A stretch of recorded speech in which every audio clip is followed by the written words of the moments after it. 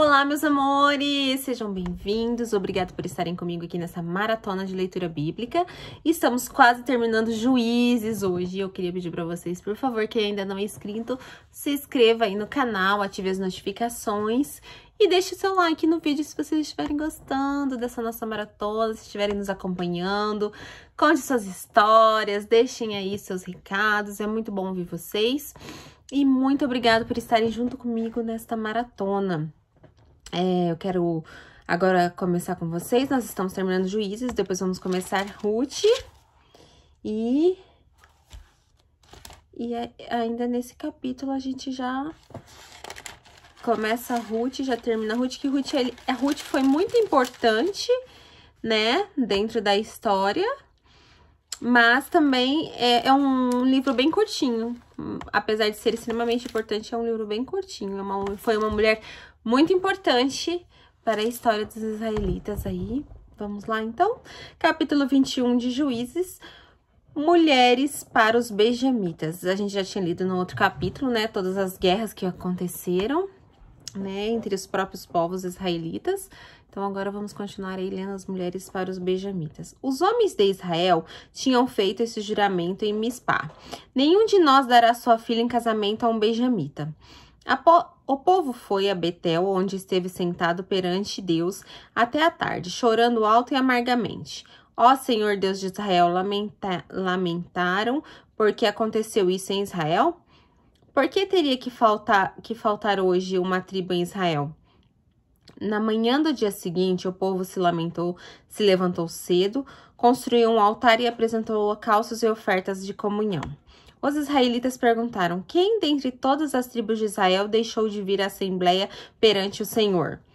Pois tinham feito um juramento solene de que qualquer que deixasse de se reunir perante o Senhor em Mispá seria morto. Os israelitas prantearam pelos seus irmãos benjamitas. Hoje uma tribo foi eliminada de Israel, diziam. Como poderemos conseguir mulheres para os sobreviventes, visto que juramos pelo Senhor não dar em casamento nenhuma de nossas filhas? Então perguntaram: qual das tribos de Israel deixou de reunir-se perante o Senhor em Mispá?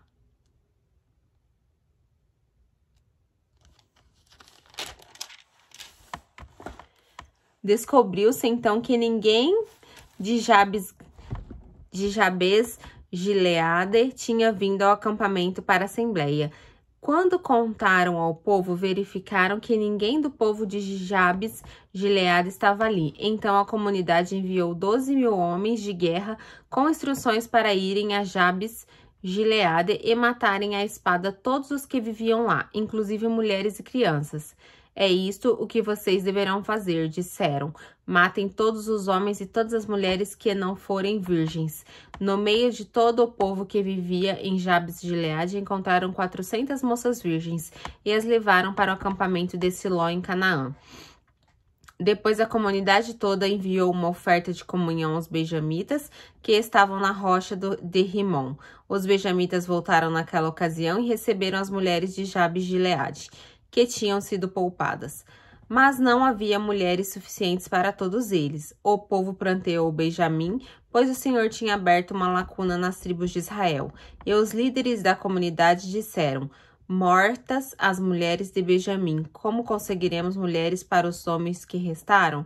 Os benjamitas sobreviventes precisam ter herdeiros para que uma tribo de Israel não seja destruída. Não podemos dar-lhes nossas filhas em casamento, pois nós, israelitas, fizemos esse juramento. Maldito seja todo aquele que der mulher a um benjamita.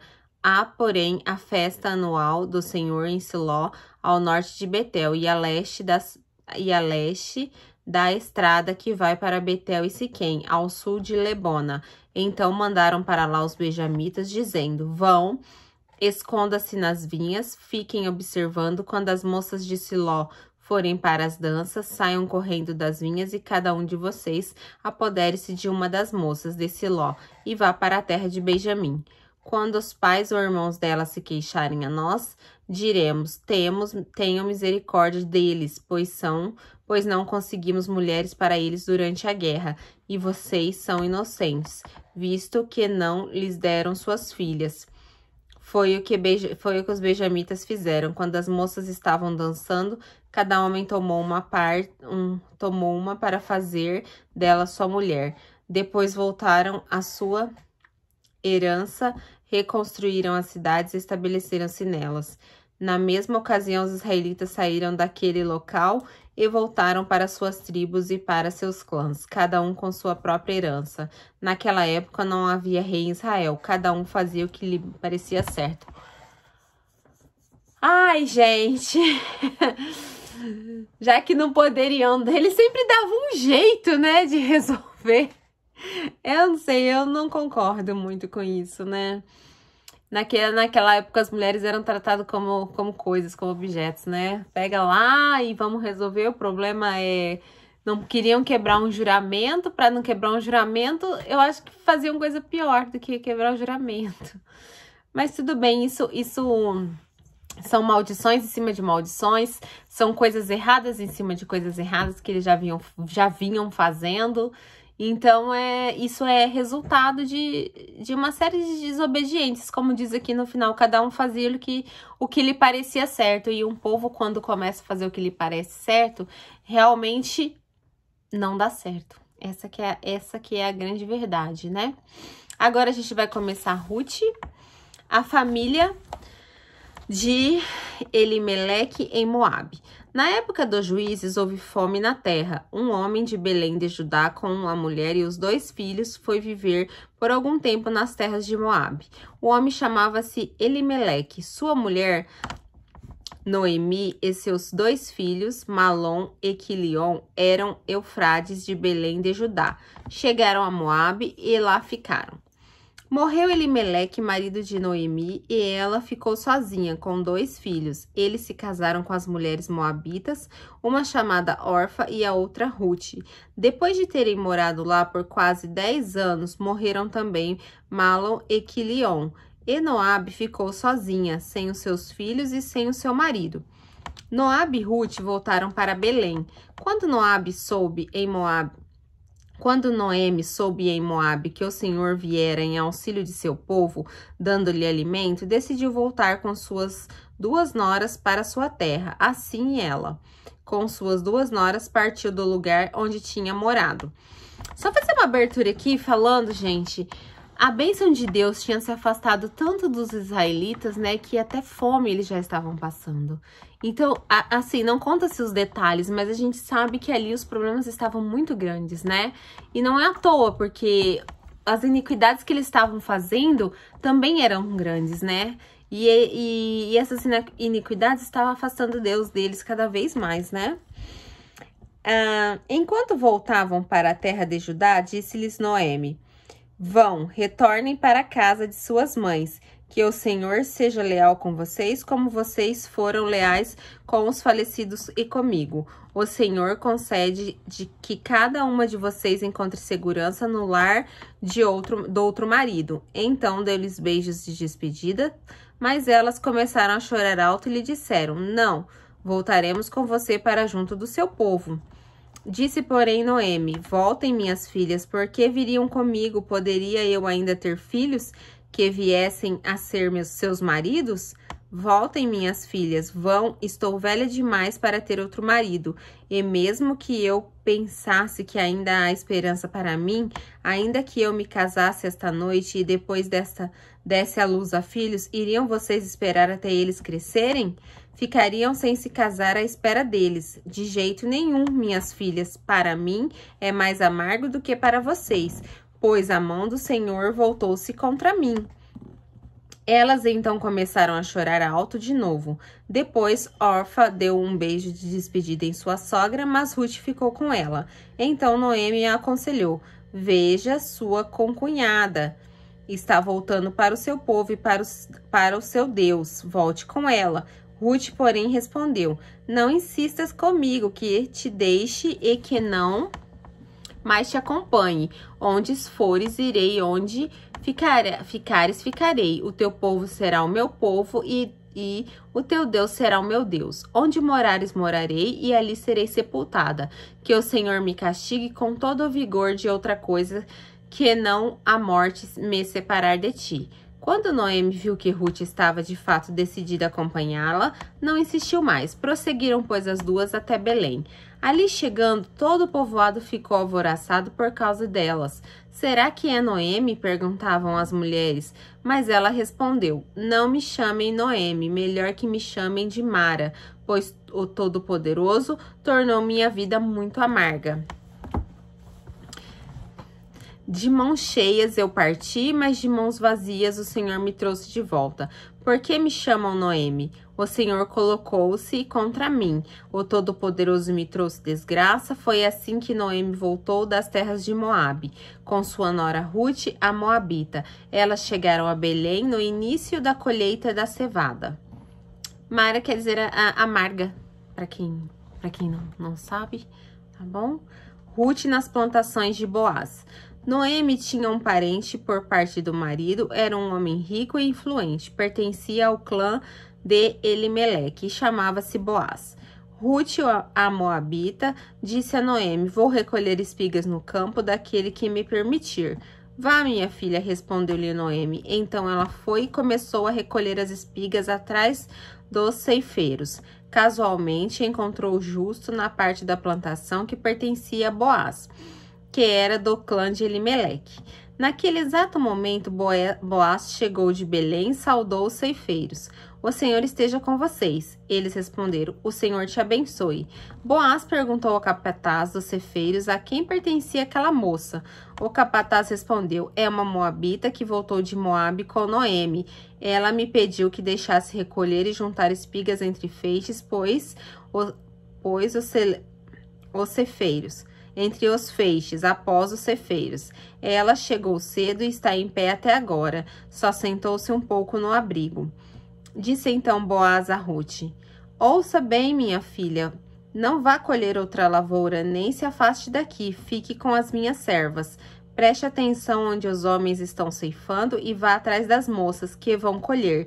Darei ordem aos rapazes para que não toquem em você. Quando tiver sede, beba da água dos potes que os rapazes encherem.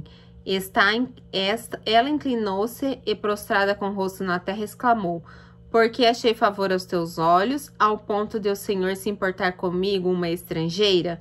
Boaz respondeu: Contaram-me tudo o que você tem feito por sua sogra, depois que você perdeu o seu marido, como deixou seu pai, sua mãe e sua terra natal para viver em um povo que você não conhecia. O Senhor retribua a você o que você tem feito.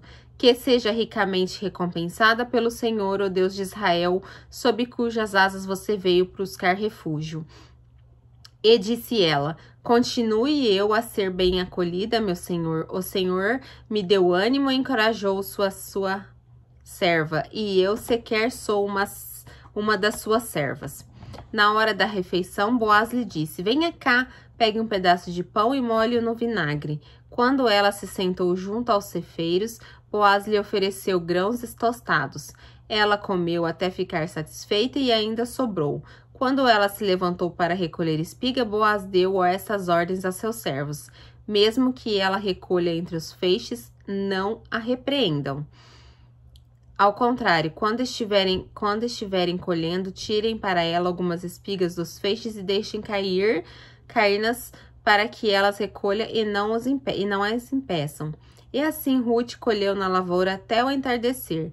Depois debulhou o que tinha juntado, quase uma arroba de cevada. Carregou-a para o povoado, e sua sogra viu quanto Ruth havia recolhido, quando ela lhe ofereceu o que havia sobrado da refeição. A sogra lhe perguntou: Onde você colheu hoje? Onde trabalhou? Bendito seja aquele que se importou com você. Então Ruth contou à sogra com quem tinha trabalhado. O nome do homem com que trabalhei é Boaz. E Noemi exclamou: Seja ele abençoado pelo Senhor, que não deixe de ser leal e bondoso com os vivos e com os mortos. E acrescentou: Aquele homem é nosso parente, é de nossos resgatadores. E Ruth, a Moabita, continuou: Pois ele mesmo me disse também: Fique com os meus ceifeiros até que terminem a minha colheita. Então Noemi aconselhou a sua nora: É melhor mesmo você ir com as servas dele, minha filha. Noutra lavoura poderiam molestá-la.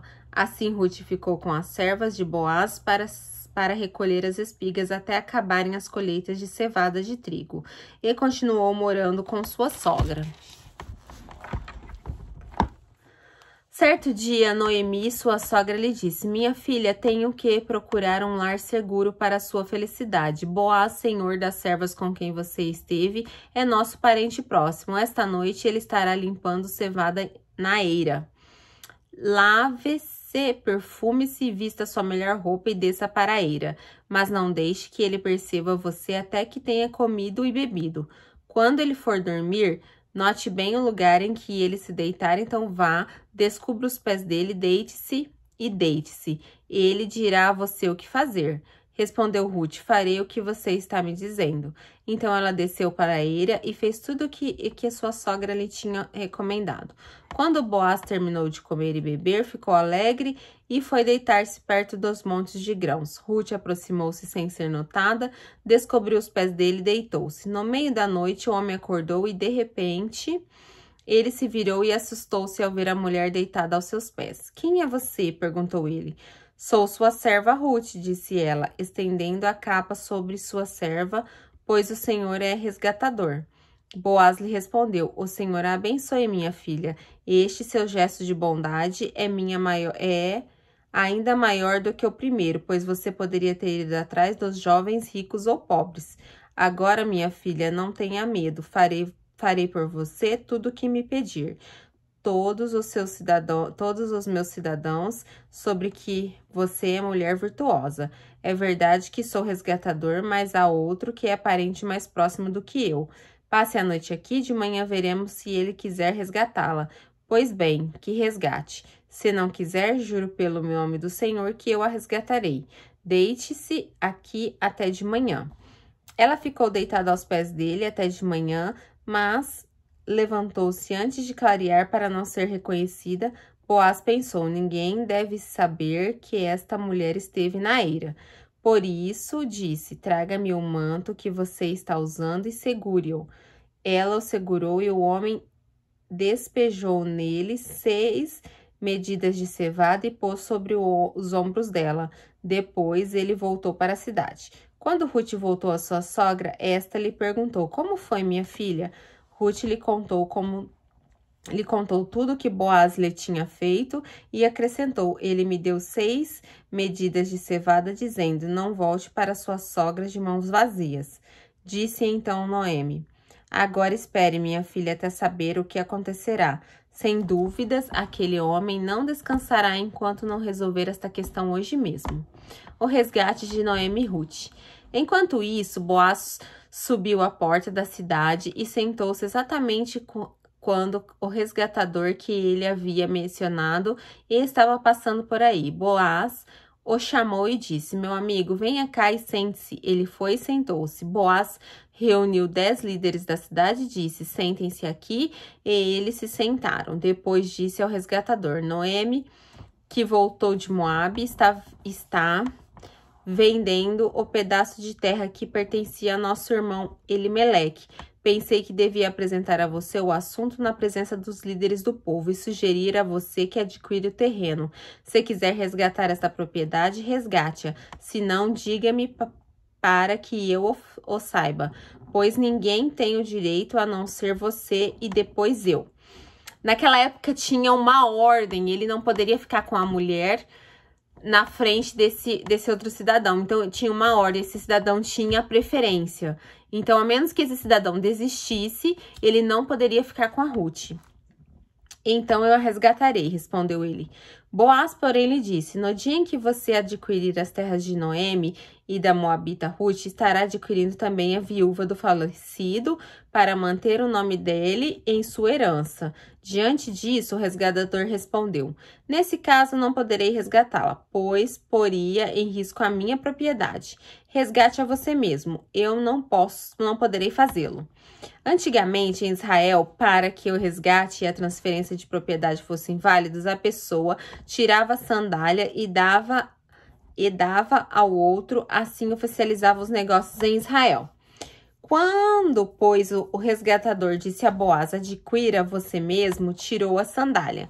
Então Boaz anunciou os líderes e todo o povo ali presente. Vocês hoje são testemunhas de que estou adquirindo de Noemi toda a propriedade de Elimeleque e Quilion e de Malom. Também estou adquirindo o direito de ter como mulher a moabita Rute, viúva de Malom, para manter o nome do falecido sobre sua herança e para que o nome não desapareça do meio de sua família ou dos registros de cidade. Vocês hoje são testemunhas disso. Os líderes e todos os que estavam na porta confirmaram: somos testemunha. Faça o Senhor com essa mulher que está entrando em sua família, como fez com Raquel e Lia, que juntas formaram as tribos de Israel. Seja poderoso em Efra e ganhe fama em Belém. E com os filhos que o Senhor conceder a você, dessa jovem, seja a sua família como a de Pérez, que Tamar deu a Judá. O casamento de Rute. Boaz casou-se com Rute e ela se tornou sua mulher.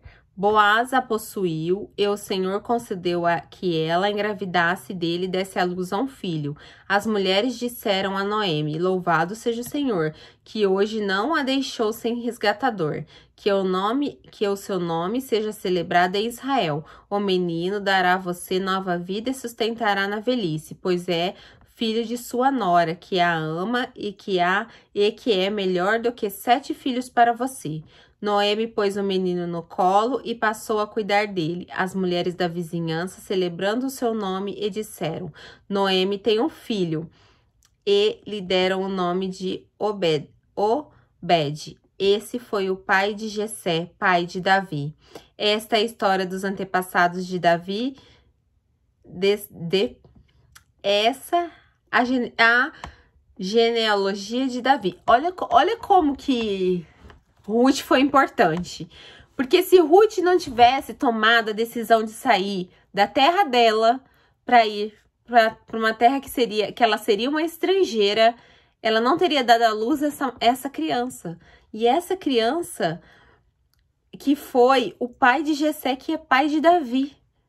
Então, e Jesus descende da tribo de Judá. Então, assim, é uma coisa assim, uma coisa está ligada na outra.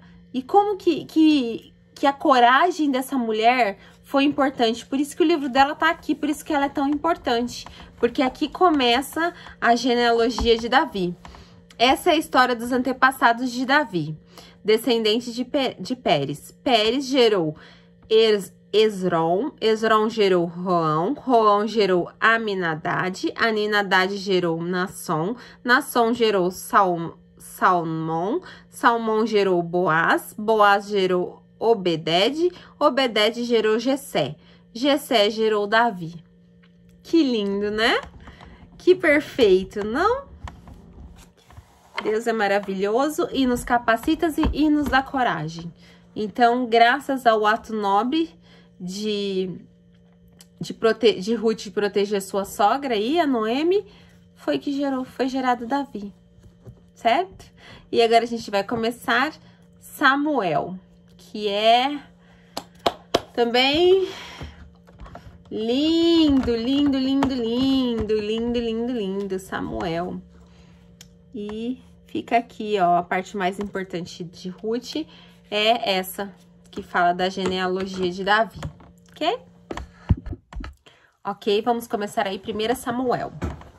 O nascimento de Samuel.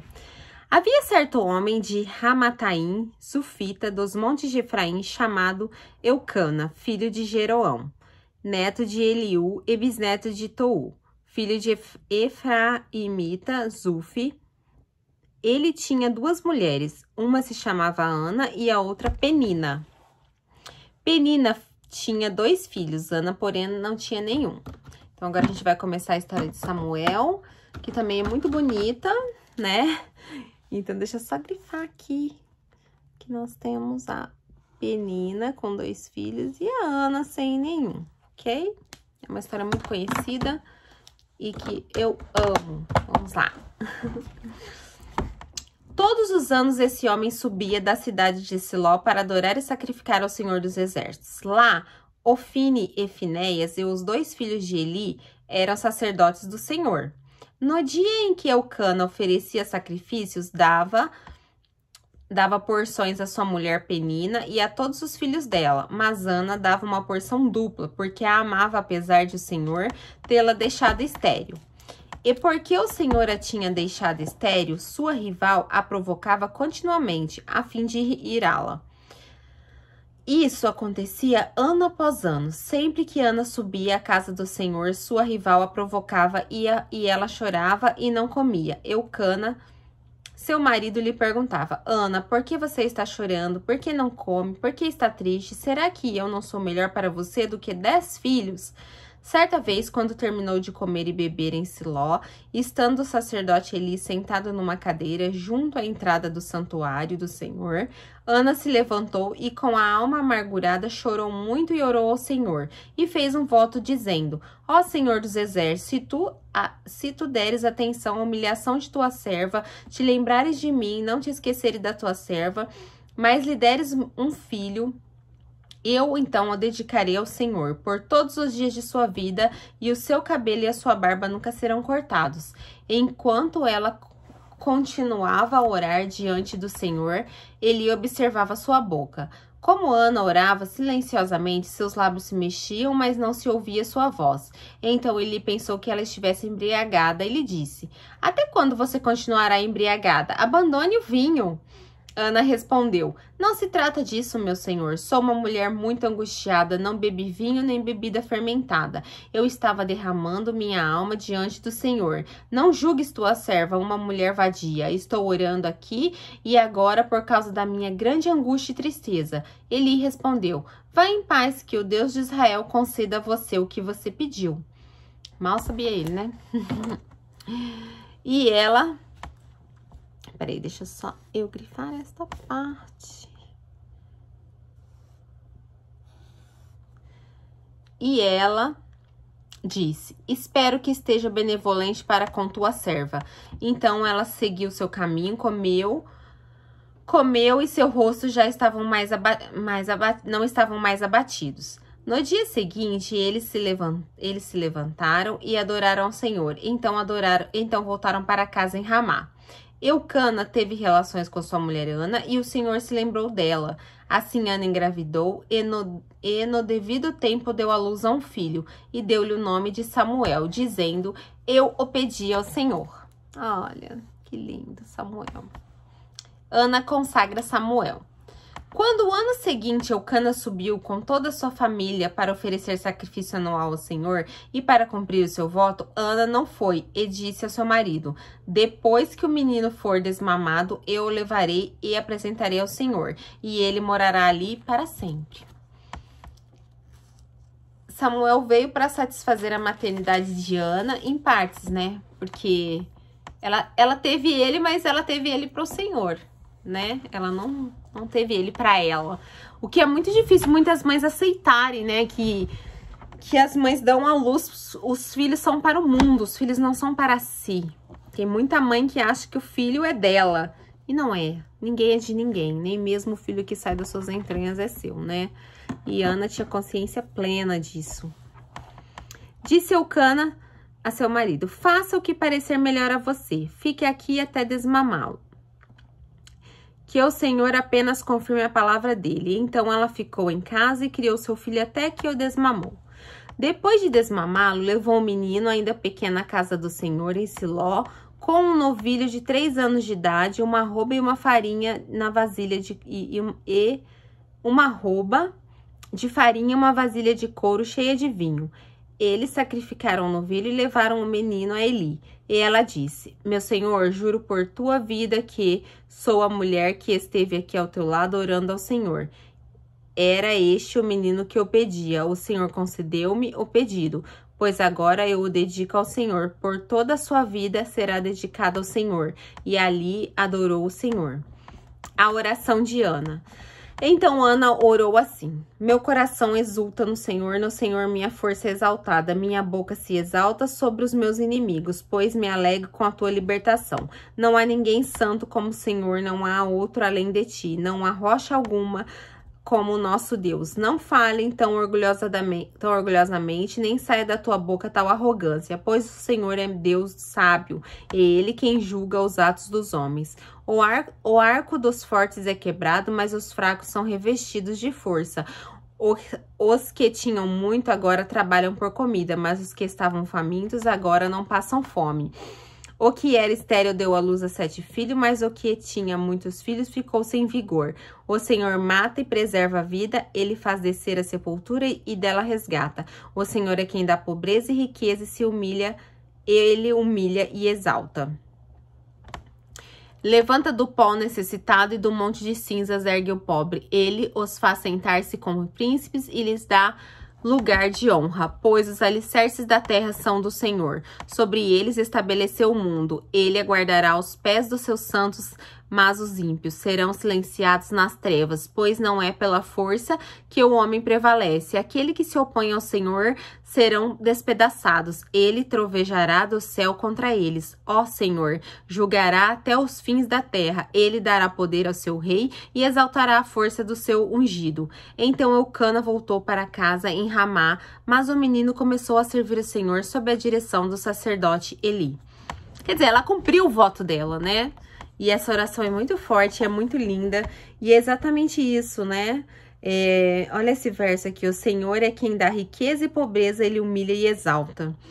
Ele levanta do pó o necessitado e do monte de cinzas ergue o pobre. E Ele faz sentar-se com príncipes e lhes dá lugar de honra. Pois os alicerces das terras são do Senhor. Sobre eles estabeleceu o mundo. Gente, a oração de Ana é um dos trechos que eu acho mais fortes e mais lindos na Bíblia. É essa oração. Então, eu aconselho vocês, assim, a ter ela no coração de vocês. É muito, muito bonita. Anotem aí a oração de Ana. 1 Samuel, capítulo 2.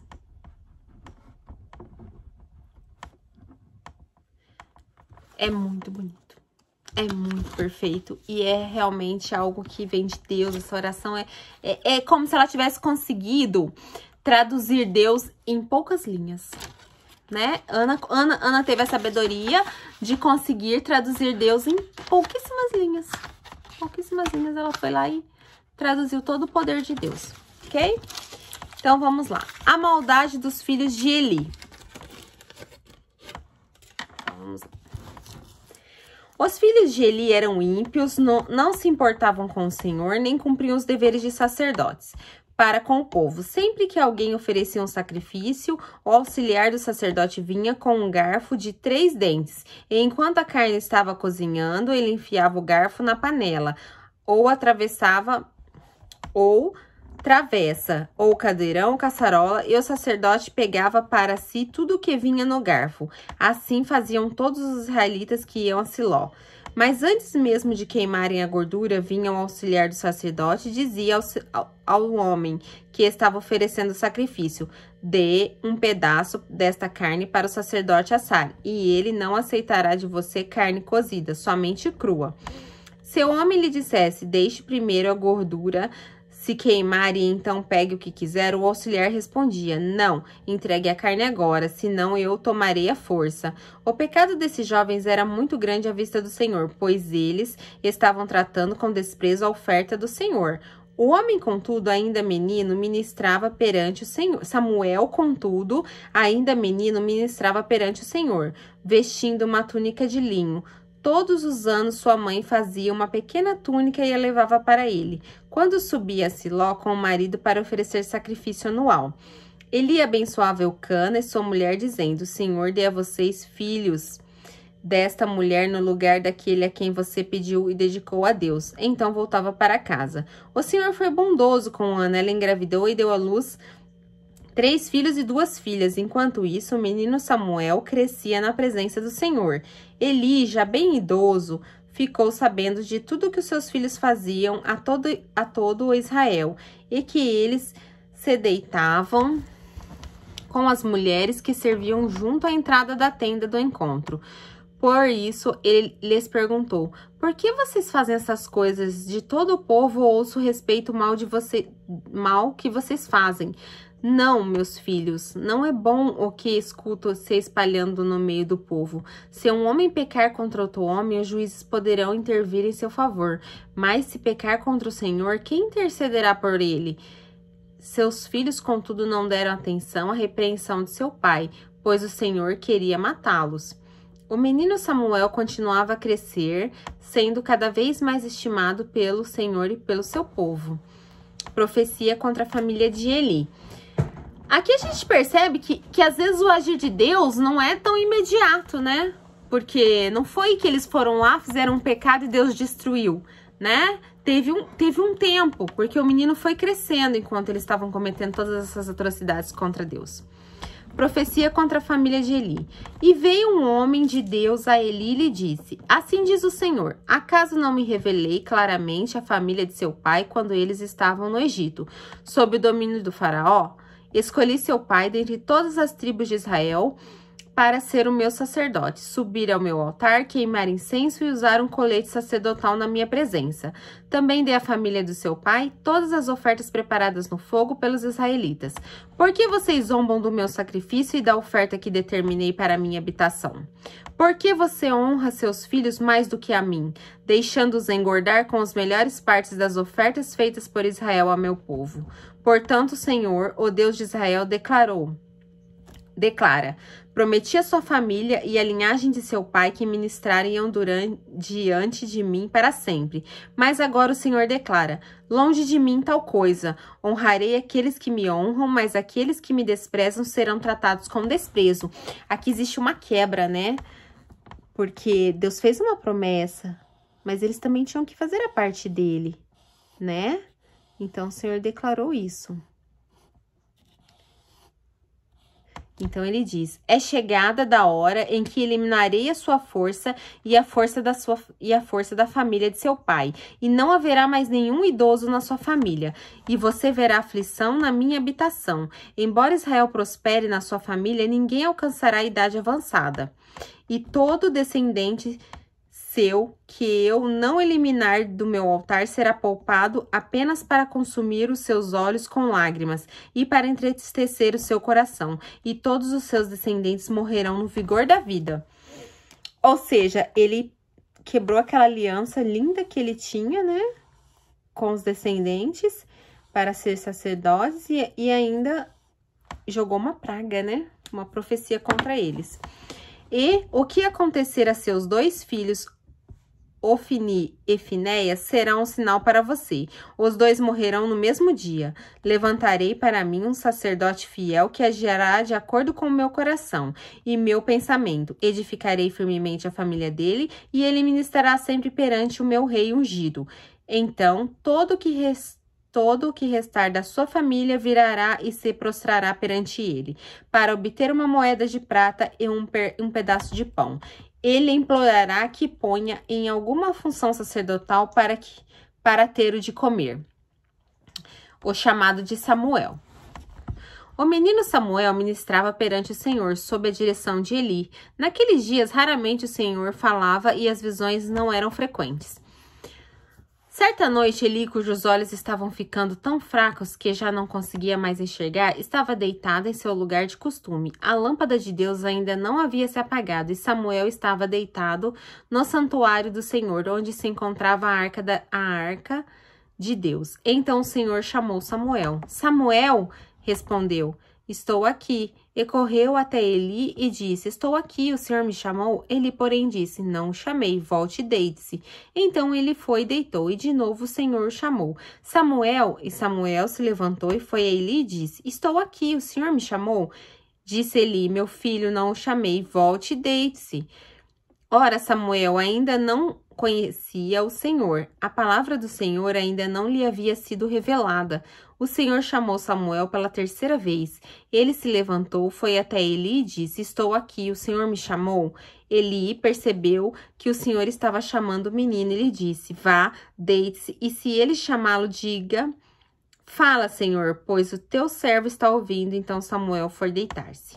O Senhor voltou a chamá-lo como as outras vezes. Samuel, Samuel, Samuel disse, fala, pois o teu servo está ouvindo. E o Senhor disse a Samuel, vou realizar em Israel algo que fará tinir os ouvidos de todos os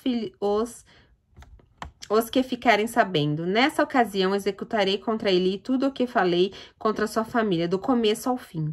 Pois eu lhe disse que julgaria sua família para sempre, por causa do pecado dos seus filhos, do qual ele tinha consciência. Seus filhos se fizeram desprezíveis e ele não os puniu. Por isso, jurei à família de Eli, jamais se fará propiciação pela culpa da família de Eli, mediante sacrifício ou oferta. Samuel ficou deitado até de manhã e não abriu as portas da casa do Senhor. Ele teve medo de contar a visão a Eli, mas este chamou e disse, Samuel, meu filho? Estou aqui, respondeu Samuel. Eli perguntou, o que o Senhor disse a você? Não escondas de mim. Deus o castigue e eu faça com muita severidade se você esconder de mim qualquer coisa que ele falou. Então Samuel lhe contou tudo e nada escondeu. Então ele disse, ele é o Senhor, que faça o que lhe parecer melhor. Enquanto Samuel crescia, o Senhor estava com ele e fazia com que todas as suas palavras se cumprissem. Uau! Então deixa só...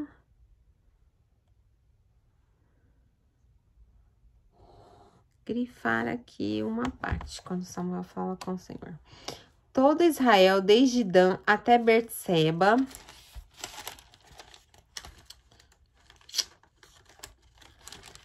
oh my gosh, até Berseba reconhecia que Samuel estava confirmado como profeta do Senhor. O Senhor continuou aparecendo em Siló, onde havia se revelado a Samuel por meio de sua palavra. E a palavra de Samuel espalhou-se por todo Israel. Foram etapas, né? Ele nasceu, ele cresceu e ele foi aprendendo de Deus, e Deus foi falando com ele.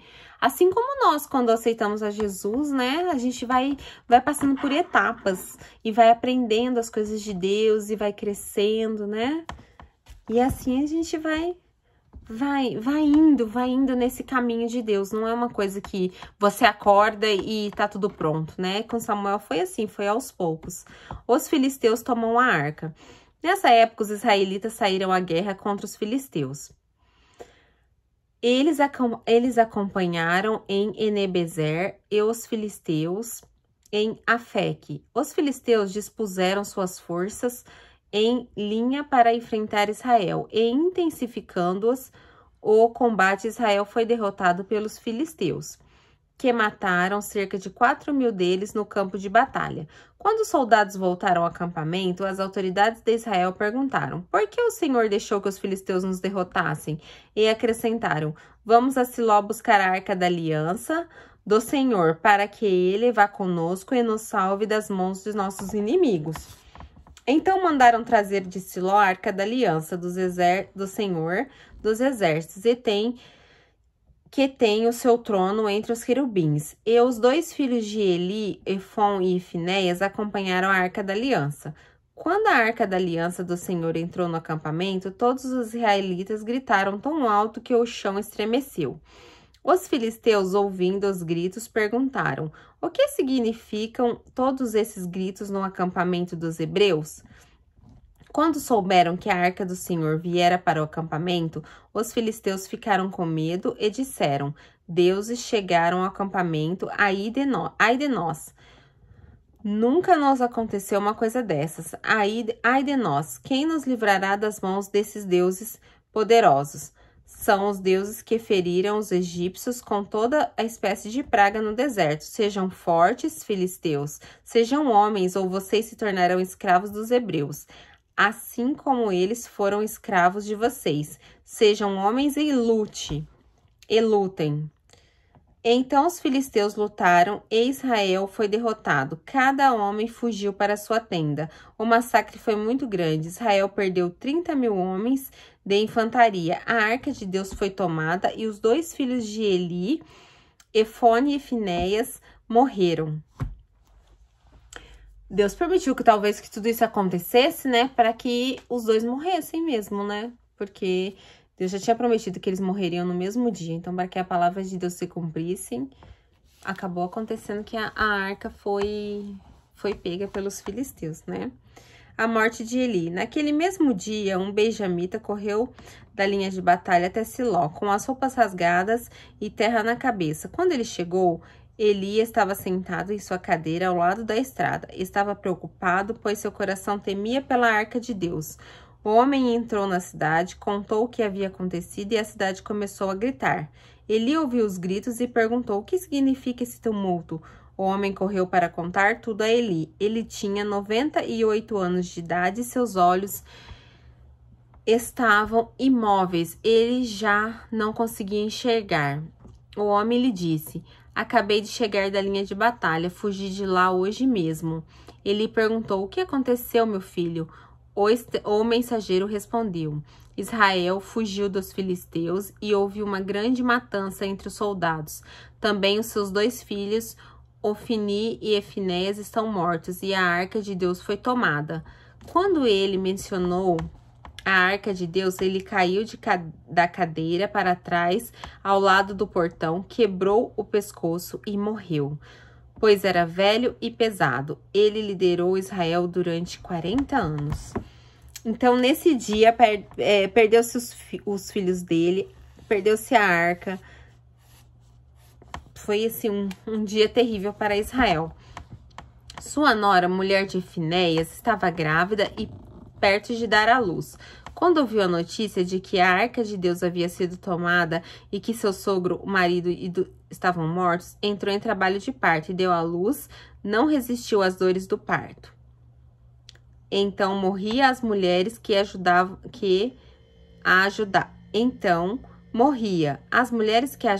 disseram: não se desespere, você teve um menino. Mas ela não respondeu, não deu atenção.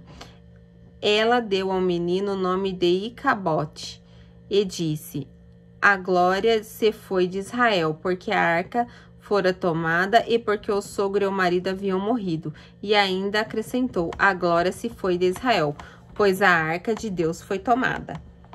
A arca em Asdod e Ecrom. Depois que os filisteus tomaram a arca de Deus, eles levaram de Ebenezer para Asdod e colocaram dentro do templo de Dagon, ao lado de sua estátua. Quando o povo de Asdod se levantou na madrugada do dia seguinte, lá estava Dagon caído com o rosto em terra, diante da arca do Senhor. Eles levantaram Dagon e o colocaram de volta em seu lugar. Mas na manhã seguinte, quando se levantaram de madrugada, lá estava Dagon caído com o rosto em terra, diante da arca do Senhor. Sua cabeça e mãos tinham sido quebradas e estavam sobre a soleira. Só o seu corpo ficou no lugar. Por isso, até hoje, os sacerdotes de Dagon e todos os que entram em seu templo em Asdod não pisam na soleira. Depois disso, a mão do Senhor pesou sobre o povo de Asdod e dos arredores, trazendo devastação sobre eles e afligindo-os com tumores. Quando os homens de Asdod viram o que estava acontecendo, disseram: a arca de Deus de Israel não deve ficar aqui conosco, pois a mão dele pesa sobre nós e sobre o Deus Dagon. Então reuniram todos os governantes dos filisteus e lhes perguntaram: o que faremos com a arca de Deus de Israel? E eles responderam: levem a arca de Deus de Israel para Gate. E então levaram a arca de Deus de Israel para Gate. Quer dizer, eles roubaram, né? A arca, levaram, mas o que é de Deus, não adianta, né? Não adianta. Deus, na hora que colocaram a arca lá do lado, não adiantou nada. O Deus deles caiu de cara no chão.